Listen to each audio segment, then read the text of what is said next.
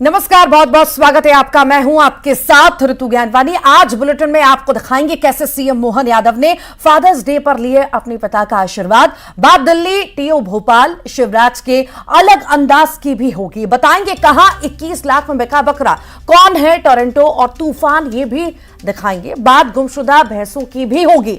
पंचायत की मुर्गे वाली चेतावनी के बारे में भी बताएंगे।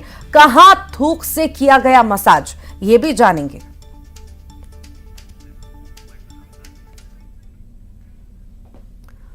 फादर्स डे के मौके पर उज्जैन में बड़ी प्यारी ही तस्वीर नजर आई। CM doctor Mohan Yadav Father's Day पर अपने पिता का आशीर्वाद लेने पहुंचे और इसी दौरान बाप बेटे के बीच खूब हंसी ठिठोली भी हुई। किसी आम बेटे की तरह सीएम ने भी पिता से पैसे मांगे और पिता ने भी नोटों की गड्डी निकालकर बेटे को दे दी। देखिए, आज फादर्स डे है और हर कहीं हम देख रहे हैं आशीर्वाद लेने के लिए बच्चे अपने पिता के पास पहुंच रहे हैं। इसी बीच बेहद ही खूबसूरत तस्वीर जो है उज्जैन से निकलकर के सामने आई, जहां पर मध्य प्रदेश के मुख्यमंत्री मोहन यादव पहुंचे उज्जैन और अपने पिताजी का आशीर्वाद लिया, उनके पैर पड़े, खूब मस्ती मजाक की, ठिठौली की और उसके बाद पैसे भी अपने पिता से मांगते हुए मोहन यादव नजर आए और पैसे भी उनके पिता ने दिए, साथ ही साथ आशीर्वाद भी उन्होंने दिया। चलिए अब आगे बढ़ेंगे। एमपी के मामा शिवराज सिंह चौहान अपने अलग अंदाज के लिए जाने जाते हैं। देश का कृषि मंत्री बनने के बाद शिवराज का वही अंदाज। दिल्ली से भोपाल जाने के लिए शिवराज जब ट्रेन में बैठे तो लोगों का उत्साह देखते ही बना। कोई सेल्फी खींच रहा था तो कोई स्वागत कर रहा था। देखिए,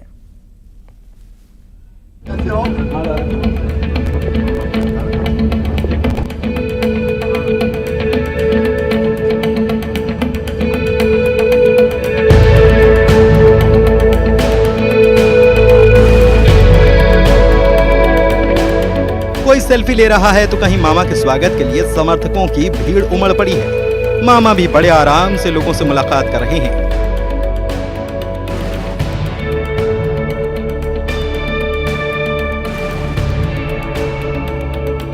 सीएम रहने के दौरान उनका जो जलवा था वही क्रेज आज भी कायम है। मामा यानी कि पूर्व मुख्यमंत्री शिवराज सिंह चौहान, ये यूं कहें देश के नए कृषि मंत्री शिवराज। उनका न तो अंदाज बदला और न ही मिजाज। ये तस्वीरें बता रही हैं कि शिवराज सिंह चौहान किसी भी पद पर रहें, जनता से उनका नाता अटूट है। कृषि मंत्री बनने के बाद शिवराज ट्रेन से भोपाल के लिए रवाना हुए। इस दौरान जगह जगह उनका जोरदार स्वागत किया गया। ट्रेन में मौजूद यात्रियों ने देश के सबसे लोकप्रिय नेताओं में से एक शिवराज सिंह चौहान को जब अपने बीच पाया तो उनकी खुशी का ठिकाना नहीं रहा। बच्चों की खुशी तो देखते ही बनी थी। मामा के साथ बच्चों ने खूब सेल्फी खिंचवाई।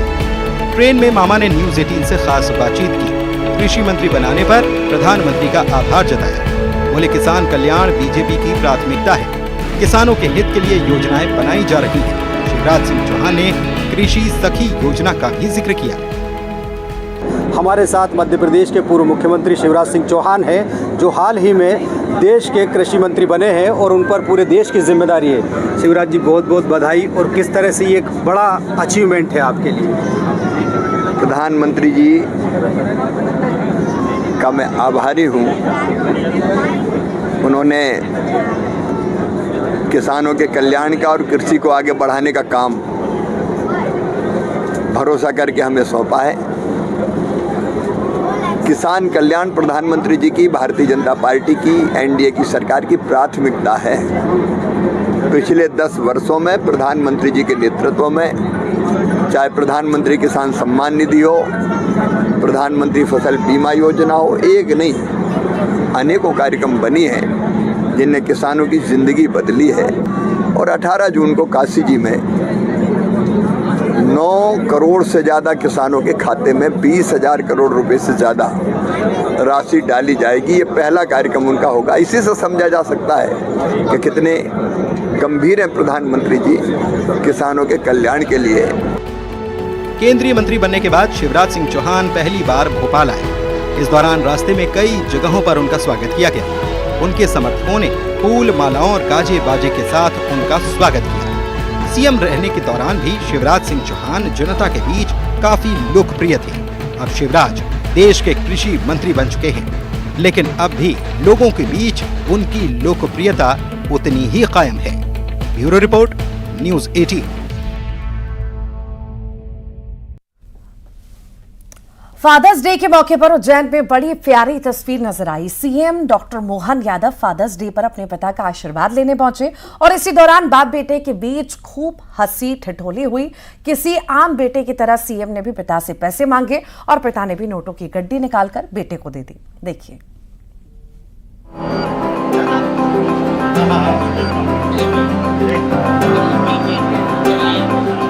बेटा कितना भी बड़ा आदमी बन जाए, पिता के लिए तो हमेशा बच्चा ही रहता है। बेटा भले ही मुख्यमंत्री क्यों ना हो, पिता उसकी हर डिमांड पूरी करना चाहता है। ये तस्वीरें देखिए, CM doctor Mohan Yadav Father's Day पर अपने पिता का आशीर्वाद लेने पहुंचे। बेटे ने पिता को नए कपड़े भेंट किए, पैर छूकर आशीर्वाद लिया।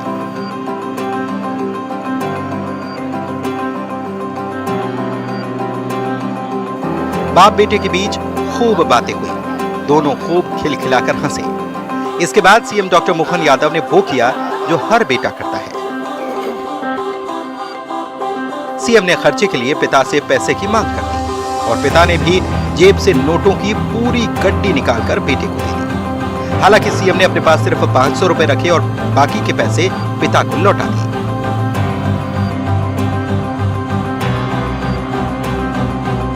सीएम डॉक्टर मोहन यादव ने काफी देर तक पिता से पारिवारिक विषयों पर चर्चा की। इस दौरान पिता ने सीएम बेटे को ट्रैक्टर सुधरवाने का बिल थमा दिया।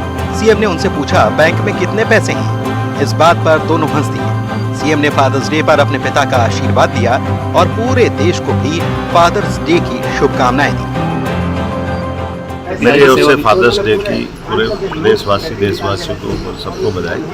ये हिंदू परंपरा में कुटुंब परंपरा, परिवार परंपरा, ये दुनिया के लिए अद्वितीय है, भारत की देन है। हमारे ऋषि मुनियों ने रिसर्च करके एक तरह से नई विधा के बलबूते पर अपनी संस्कृति को बढ़ाया है। मेरी अपनी ओर से सबको बधाई। उज्जैन में सीएम ने पिता का आशीर्वाद तो लिया ही, प्रदेश को सौगात भी दी। सीएम डॉक्टर मोहन यादव ने पीएम श्री धार्मिक पर्यटन हेली सेवा का शुभारंभ किया। सीएम मोहन यादव ने हरी झंडी दिखाकर सेवा का शुभारंभ किया। श्रद्धालु उज्जैन से ओंकारेश्वर हेलीकॉप्टर से पहुंचे। धार्मिक पर्यटन को बढ़ावा देने के लिए हेलीकॉप्टर सेवा की शुरुआत की गई। मध्य प्रदेश सरकार लगातार हवाई सेवाओं के विस्तार के लिए लगी हुई है और खासकर हमारे अपने प्रदेश के अंदर जो हमारे धार्मिक पर्यटन के केंद्र हैं, बाकी पर्यटन के केंद्र हैं और कई ऐतिहासिक, पौराणिक और पुरातात्विक महत्व की अलग अलग प्रकार के स्थान हैं। इन स्थानों पर सरलता से, सुगमता से यात्री कम समय में जाकर के जल्दी से उसको अध्ययन करे, देखे या श्रद्धा व्यक्त करे। इसी की शुरुआत में आज 2 द्वादश ज्योतिर्लिंग के हमारे 2 ज्योतिर्लिंग के लिए हेलीकॉप्टर सेवा चालू हुई है। उज्जैन, ओंकारेश्वर, भोपाल, इंदौर, ये 2 हेलीकॉप्टर के माध्यम से सेवा शुरू हुई है। आने वाले समय में हेलीकॉप्टर और बढ़ते जाएंगे और इस सेवाओं का विस्तार होगा। मेरी अपनी ओर से इस अवसर पर मध्य सरकार की ओर से आप सबको बधाई।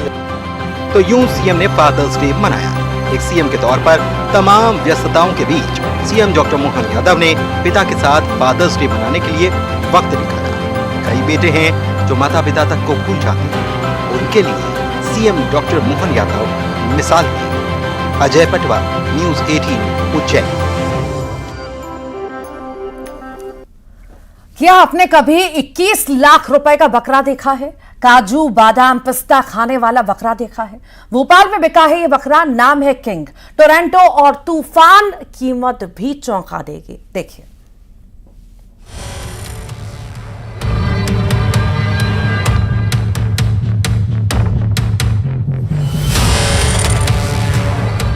ये है किंग। सिर्फ नाम से नहीं बल्कि इस बकरे की ठाठ भी किंग वाली है। काजू, बादाम, पिस्ता, अंजीर, खजूर, भोपाल के किंग की ये डेली की डाइट है। और सिर्फ डाइट नहीं, 177 किलो की किंग का रहन सहन भी बादशाहों तरीका है। इस बकरे को गर्मी जरा भी पसंद नहीं। किसी अंदाज से कम नहीं। उसके खूबसूरत रंग से लेकर उसके शानदार बालों तक।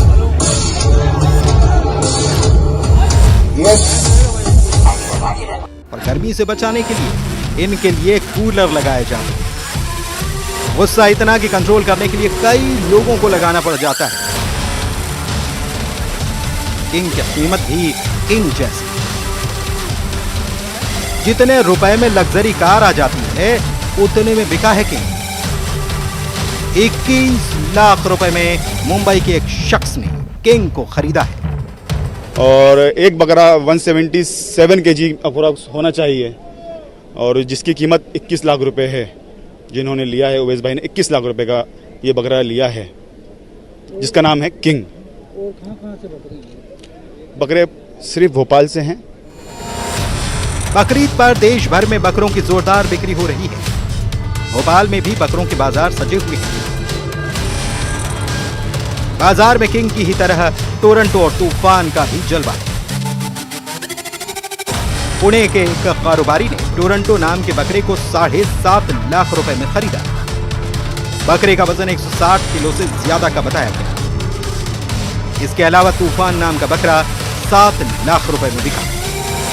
21 लाख रुपए का बकरा, कीमत हैरान करती है। लेकिन किंग जैसे बकरे के लिए लोग इतनी कीमत भी खुशी से दे रहे हैं।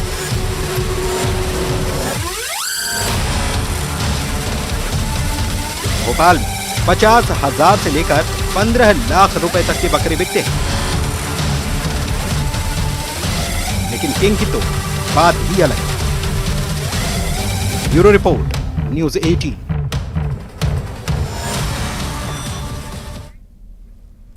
अब बात करेंगे भैंसों की। धमतरी में इन दिनों भैंस चोरी का आतंक है।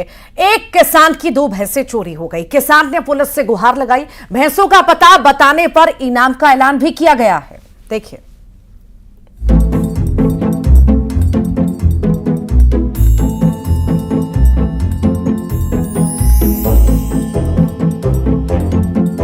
केसरा और भुरवा रंग, 1.5 हाथ लंबे सींग, लंबी पूंछ, 4.5 फीट ऊंचाई। ये गुमशुदा भैंसों का हुलिया है। जिन्हें भी नजर आए कृपया पता बताएं, इनाम भी पाएं। धमतरी के कंडेल गांव में किसान गिरधर साहू की 2 भैंसें लापता हो गई हैं। गिरधर साहू ने बहुत तलाश की लेकिन भैंसें नहीं मिली। परेशान होकर ये पुलिस के पास पहुंचे। भैंस ढूंढने की गुहार लगाई। दिनांक 12/6/24 को ग्राम कंडेल का गिरधर साहू एक आवेदन दिया है जिसमें एक जुड़ी भैंस जो है गुम गई है। इस पर जो है हम लोग जांच कर रहे हैं। सर ये जांच किस प्रकार से कर रहे हैं? कोई गिरोह है या कुछ और है? अब उसके बारे में जांच कर रहे हैं। किसान ने भैंस ढूंढने के लिए पुलिस से मदद तो मांगी ही, खुद भी प्रयास में जुट गए। भैंस का पता बताने वाले को इनाम देने का ऐलान किया। किसान का कहना है कि खेती बाड़ी का वक्त है और अगर भैंसें ना मिली तो भारी परेशानी हो जाएगी। पांडु मतलब ढील के चरात रहे 2 बजे निकल गई, खार तरफ चल दी। उसके बाद पता ही नहीं चली खोजें तो उसमें खोजा 8-10 दिन हो गए खोजते हैं, नहीं मिलत करके पुलिस थाना आके रिपोर्ट लिखा। धमतरी में लगातार भैंस लापता के मामले सामने आ रहे हैं। हाल ही में सिहावा के किसान की 6 भैंसें गायब हुई। अब गिरधर साहू की 2 भैंस लापता हैं। आखिर कौन है जो किसानों की भैंस चुरा रहा है? फिलहाल पुलिस भी भैंसों की तलाश कर रही है। अभिषेक पांडे, न्यूज़ 18, धमतरी। नीमच में एक पंचायत ने ऐसी चेतावनी दी है कि सब दहशत में है। देह व्यापार में लिप्त बाछड़ा समुदाय की पंचायत ने समाज सुधार की कोशिश में जुटे एनजीओ संचालक का हुक्का पानी तो बंद कर दिया। लोगों को डराने के लिए अनोखे तरीके से धमकी दी। पंचायत में मुर्गे की गर्दन काटकर संदेश दिया गया कि किसी ने एनजीओ संचालक की मदद की उसका हाल भी यही होगा। वीडियो सोशल मीडिया पर अब वायरल हो रहा है और वायरल होने के बाद एनजीओ संचालक ने पुलिस की शरण ली। पुलिस ने 5 लोगों के खिलाफ मामला दर्ज किया है। लेना देना है जमीन आकान मेरा। को आकाश चौहान बाछड़ा समुदाय के एक आवेदक का हमारे पास शिकायत आई थी कि उसी समाज के कुछ लोगों द्वारा उसको धमकी दी जा रही है और समाज से बहिष्कृत करने के नाम पर उसको धमकी देकर उससे अनधिकृत पैसे की मांग की जा रही है, जिस पर से इसको हम लोगों ने जांच में लेकर कायमी की है और संबंधित 5 आरोपियों के खिलाफ में हम लोग एफआईआर दर्ज कर रहे हैं। इसमें 384 अन्य धाराओं में हम लोग एफआईआर दर्ज कर रहे हैं।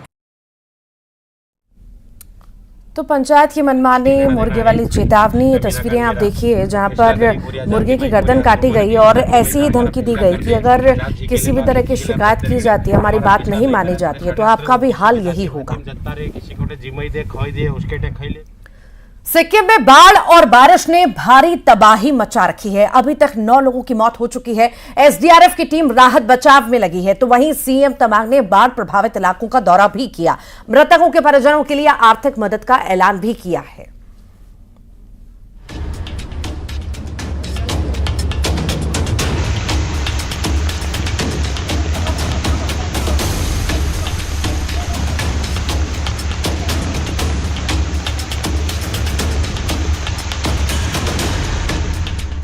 उत्तर भारत में भयंकर गर्मी ने पसीने छोड़ा रखे हैं। शहर शहर भट्टी की तरह तप रहे हैं। बाहर हीट वेव का खतरा है। गर्मी जानलेवा भी बनती जा रही है। वहीं पूर्वोत्तर के राज्य सिक्किम में आसमानी आफत टूटी है।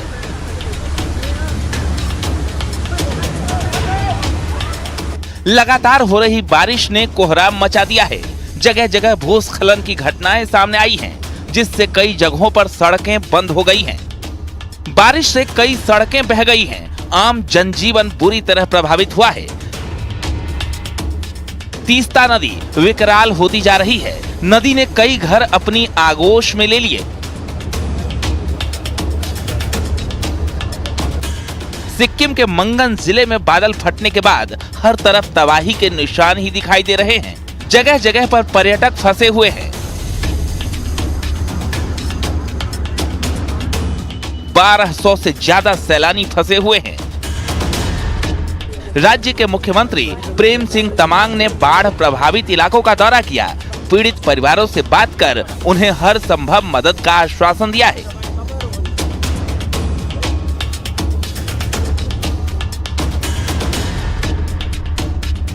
मजुआ का जो लैंडस्लाइड के कारण रांगांग में 3 का हुआ और इंजरी भी बहुत हुआ और बहुत सारे घर करीब मंगान में 40 घर पूरा डैमेज है और यहाँ पर यांगांग में करीब 10 घर डैमेज है, पूरा पूर्ण रूप से डैमेज है और 8-9 घर मतलब ऐसा स्थिति में है जो डैमेजेस है। तो करीब 67 फैमिलीज अभी शिफ्ट हुआ है अभी रिलीफ कैंप में। भूस्खलन से पक्षेप और अंभीथांग बुरी तरह प्रभावित हुए हैं। मंगन में 6 और मजुआ में 3 लोगों की जान जा चुकी है। कई लोग घायल और कुछ लापता भी बताए जा रहे हैं। पक्षेप में एक राहत शिविर बनाया गया है। एसडीआर की टीम लगातार राहत और बचाव कार्य में जुटी हुई है। वायुसेना की टीम भी लोगों की मदद कर रही है। बीआरओ सड़कों को दुरुस्त करने के काम में लगा हुआ है। कहा जा रहा है कि सड़कों को बहाल करने में अभी 5 से 6 दिन लग सकते हैं। राज्य सरकार ने मृतकों के परिजनों को 5-5 लाख रुपए मुआवजा देने का ऐलान किया है।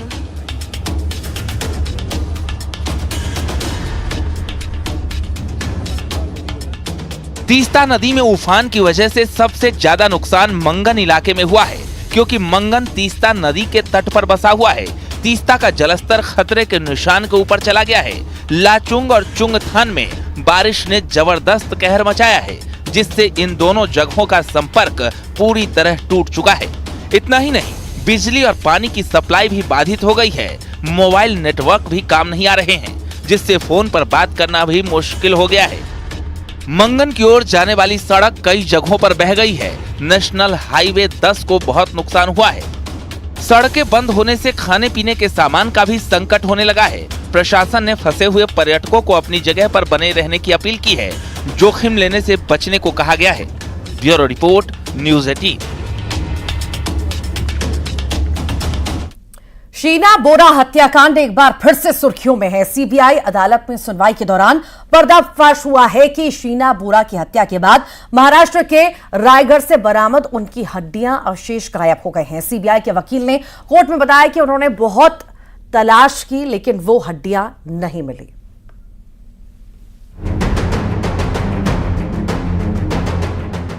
शीना बोरा हत्याकांड की गुत्थी अभी तक नहीं सुलझी है। सीबीआई सालों से इसकी जांच कर रही है, लेकिन इस मामले में अब तक कोई भी गुनाहगार साबित नहीं हो सका है। और इस बीच में सीबीआई ने कोर्ट में एक ऐसी जानकारी दी जिससे सबके होश उड़ गए। सीबीआई ने बताया कि साल 2012 में जो शीना बोरा के कथित अवशेष मिले थे और जिन्हें जेजे अस्पताल में भेजा गया था, वो गायब हो गए हैं। शीना बोरा के अवशेष गायब होने से माना जा रहा है कि सीबीआई का केस कमजोर हो गया है और अब बचाव पक्ष इस केस में मजबूत हो जाएगा। हालांकि सीबीआई ने कोर्ट में डीएनए रिपोर्ट का मिलान करके ये पहले ही दावा कर दिया है कि जो अवशेष मिले हैं वो शीना बोरा के ही हैं, लेकिन बचाव पक्ष डीएनए रिपोर्ट में फर्जीवाड़े का भी आरोप लगा चुका है। दरअसल 2012 में महाराष्ट्र के रायगढ़ के जंगलों में मिले एक शव से शुरू हुई इस कहानी में साल 2015 में उस वक्त नया मोड़ आ गया जब शव की पहचान हो गई। शुरुआती जांच में शव को देश के जाने माने मीडिया टाइकून पीटर मुखर्जी की दूसरी पत्नी इंद्राणी मुखर्जी की बेटी शीना बोरा का बताया गया। सीबीआई ने इस मामले में पीटर मुखर्जी, उनकी दूसरी पत्नी और शीना बोरा की मां इंद्राणी मुखर्जी के ड्राइवर श्यामवर राय और इंद्राणी मुखर्जी के पूर्व पति संजीव खन्ना को गिरफ्तार किया। उन पर साजिश के तहत शीना बोरा का कत्ल करने का आरोप लगाया। इंद्राणी मुखर्जी 6.5 साल तक सलाखों के पीछे रही। पिछले साल मई में उन्हें सुप्रीम कोर्ट से जमानत मिली। अब जब इस मामले में अहम सबूत गायब हुए हैं तो इंद्राणी मुखर्जी ट्रायल को जल्दी खत्म करने की मांग कर रही है। शीना के रिमेन्स थे वो ही आज गायब है, तो मैं कैसे मान सकती हूँ कि शीना जिंदा नहीं है। आज आप मुझे 6.5 साल मेरी ज़िंदगी बर्बाद करके आप बोल रहे हो कि आपके क्रूशियल एविडेंस गायब हो गए और आप ऐसे ट्रायल चलाओगे। This trial should come to an end immediately. इस मामले में फरवरी 2020 में बॉम्बे हाईकोर्ट ने पीटर मुखर्जी को जमानत दे दी थी। वहीं इंद्राणी मुखर्जी के पूर्व पति संजीव खन्ना भी जमानत पर बाहर हैं। 9 साल से ट्रायल चल रहा है और कोर्ट में बार बार दावा किया गया कि शीना बोरा मरी नहीं है बल्कि जिंदा है और अब वो अवशेष गायब हो गए हैं, जिसे सीबीआई ने शीना बोरा का अवशेष बताया था। इंद्राणी मुखर्जी के वकील का दावा है कि उनके मुवक्किल को फंसाया जा रहा है। इनका सिंगल पॉइंट एजेंडा था कि इंद्राणी मुखर्जी को झूठे मर्डर केस में अक्यूज बनाना है और किसी भी हालत से साम दाम दंड भेद करके इनको कन्विक्शन तक लेके जाना है। अब ये कौन कर रहा है, यह पैरेलल इन्वेस्टिगेशन का भाग है। और अगर सबूत, जो इतने महत्वपूर्ण सबूत अगर कस्टडी से गायब हो रहे हैं, तो इस पर भी पैरेलल इन्वेस्टिगेशन होना चाहिए कि ये किसने किया या हुआ कि नहीं हुआ। यह सारा पैरेलल इन्वेस्टिगेशन करना आवश्यक है। इस मामले में पीटर मुखर्जी के बेटे राहुल मुखर्जी का भी नाम सामने आया, जिन्होंने कोर्ट में कबूल किया कि उनका शीना बोरा के साथ संबंध था। सीबीआई के मुताबिक इंद्राणी मुखर्जी राहुल और शीना के संबंधों से नाखुश थी और साथ ही उनके और शीना के बीच में कुछ संपत्ति और पैसे को लेकर भी झगड़ा चल रहा था।